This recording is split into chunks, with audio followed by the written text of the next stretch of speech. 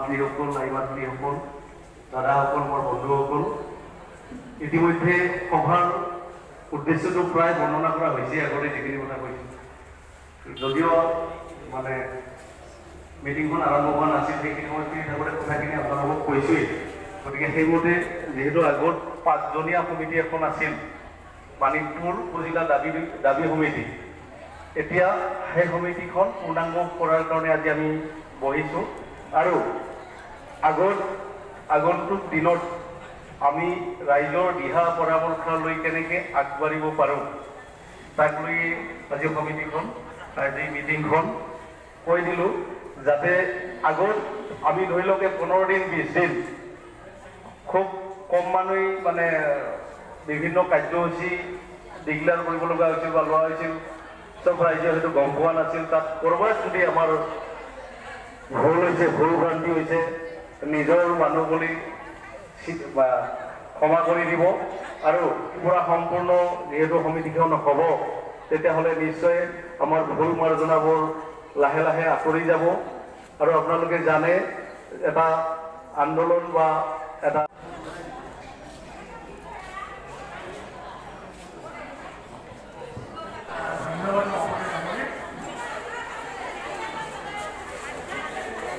সম্পাদক লগতে সহসম্পাদক দুজন সম্পাদক এজন সহসম্পাদক দুজন কোষাধ্যক্ষ আৰু এজন প্ৰচাৰ সম্পাদক দিলে ভাল হয় প্ৰচাৰ সম্পাদক আৰু প্ৰত্যেক গাঁৱৰ পৰা দুজনকৈ সদস্য যদি এই সমিতিখনত অন্তৰ্ভুক্ত হয় তেতিয়াহ'লে মোৰ বোধেৰে ভাল হয় মই লাগিলে পিছত মই ভাষণ দিম এইখিনিকে কৈ মই বক্তব্য সামৰণি মাৰিছোঁ ধন্যবাদ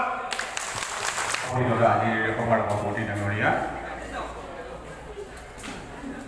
শ্ৰদ্ধা ৰাইজ প্ৰমোদ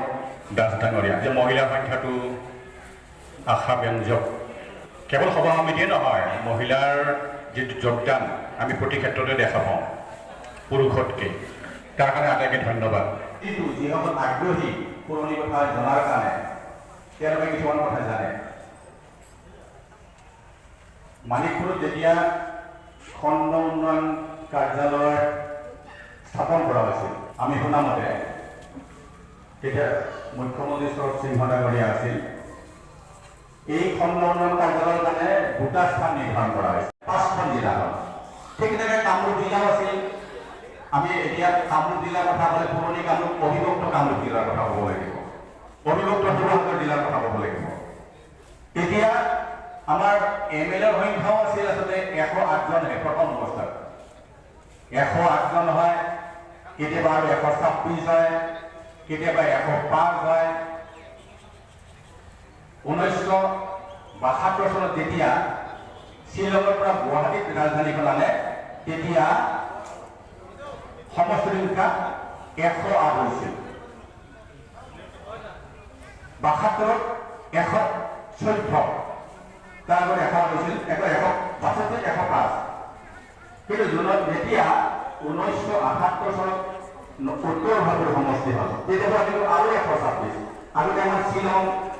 মেঘালয় এইবিলাক আমাৰ আওতাত আছিল আপোনালোকে বহুতে নাজানে এটা সময়ত আমাৰ ইয়াৰ পৰাই মিনিষ্টাৰো আছিল MLA আছিল মানিকপুৰৰ পৰাই অসমৰ প্ৰথম ক্ষেত্ৰৰ যিগৰাকী MLA আছিল মানিকপুৰৰ তেতিয়া বিজনী সমষ্টি আমাৰ উত্তৰ ভাৰতীয় নাছিল নামটো আপোনালোকে বহুতে জানেনে তেওঁ আছিল স্বামী কৃষ্ণানন্দ ব্ৰহ্মচাৰী আগতে শুনিছেনে সেই সময়ত আমাৰ ভোটাৰৰ সংখ্যা কম আছিল 9555টা ভোট পাই পদ্মলোচন বৰ্ণাজন সমিতিৰ যিখিনি নাম তালিকা হয় সেইখিনি আমি আগতে গ্ৰহণ কৰিব খুজিছোঁ তাৰপিছত এইমতে তাৰ 51জনৰ পৰাই আমি বিষয়ববীয়াবিলাক ভগাই দিব বিচাৰিছোঁ গতিকে মই এতিয়া ৰাইজক অনুৰোধ কৰিম যে 51জন সমিতিত যি হ'ব কোনখিনি মানুহক প্ৰতি গাঁৱৰ 2জনকৈ 3জন নকৰে যাতে প্ৰতি গাঁৱৰে মেম্বাৰ থাকক গতিকে প্ৰতি গাঁৱৰ পৰা 2জন মানে কি 2জনকৈ আমাক প্ৰতিনিধি বাছি দিয়ক প্ৰতি গাঁৱৰ পৰা, তেতিয়াহ'লে আমি সেইমতে 51জন সমিতিখন আগতে গঠন কৰি লওঁ। তাৰপিছত পৰৱৰ্তী সময়ত 51জন সমিতিৰ পৰাই আমি আৰু পৰৱৰ্তী ভাগ বতৰাবিলাক কৰা হ'ব। প্ৰথমতে প্ৰতিখন গাঁৱৰ দুজন এজনকৈ আহি 51জন মানে এক্সিকিউটিভ এখন হ'ব। 51জনৰ নাম হৈ তাৰ পৰা আমি সভাপতি সম্পাদক হেৰি কৰিম। গতিকে আমি গাঁও যাওঁ নৱাপাৰা, অতি কমেও নৱাপাৰা 2-3জনৰ নাম কওক। নোটফৰ 7জন সম্বন্ধীয় সভাপতিৰ গুৰু দায়িত্ব নিশ্চয় তেওঁ গ্ৰহণ কৰিব। এতিয়া পৰৱৰ্তী